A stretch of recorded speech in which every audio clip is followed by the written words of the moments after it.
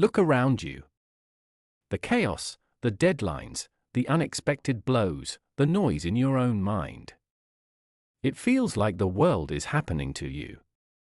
You're reacting, scrambling, just trying to keep your head above water.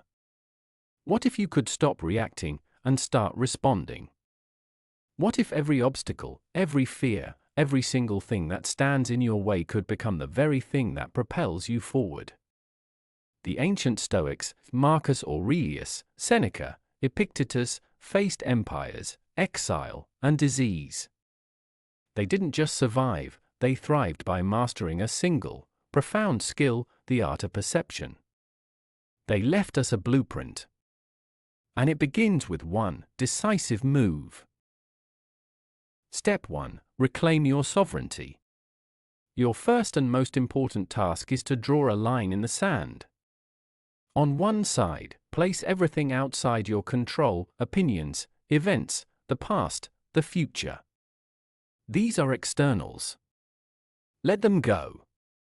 On your side of the line, place the only thing that is truly, eternally yours, your mind, your judgments, your choices. This is where you will find your power. As Epictetus said, good and bad are not in the events, but in you, in your choices. When you stop trying to control the storm and start commanding your own ship, you become unshakable. Step 2. Transform your obstacles into fuel. Our suffering is not written in the events themselves, but in the story we tell about them. Seneca reminds us, we suffer more in imagination than in reality. That looming fear? It's often a ghost. But even when trouble is real, see it for what it is, a training partner. A wrestler paired with a tough young buck. This difficulty has come not to break you, but to build you. This is the core of the Stoic mindset, the impediment to action advances action. What stands in the way becomes the way. The setback is the path. The crisis is the curriculum. Embrace it. Step 3. Live with urgency and virtue. Now, with this newfound clarity, you must act.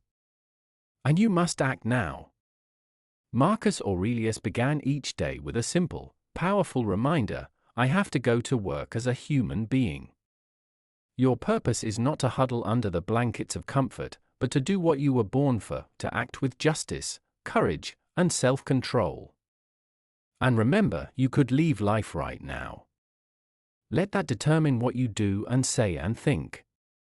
This isn't a morbid thought, it is the ultimate liberation. It cuts through the noise and forces you to focus on what is essential. Don't forward to death, for as Seneca said, most of death is already gone. Own the present moment, fully and completely. Step 4. Forge your character in adversity. The true measure of a person is not taken in calm seas, but in a hurricane. Difficulty is not an interruption of your life, it is the very thing that reveals it. This is where you are forged. Excellence, as Seneca observed, withers without an adversary. So when you face what feels like crushing pressure, you can say, as Marcus Aurelius did, no. It's fortunate that this has happened and I've remained unharmed by it. You are not shattered by the present. You are not frightened of the future. You are being turned into Olympic-class material. Your philosophy is your armor.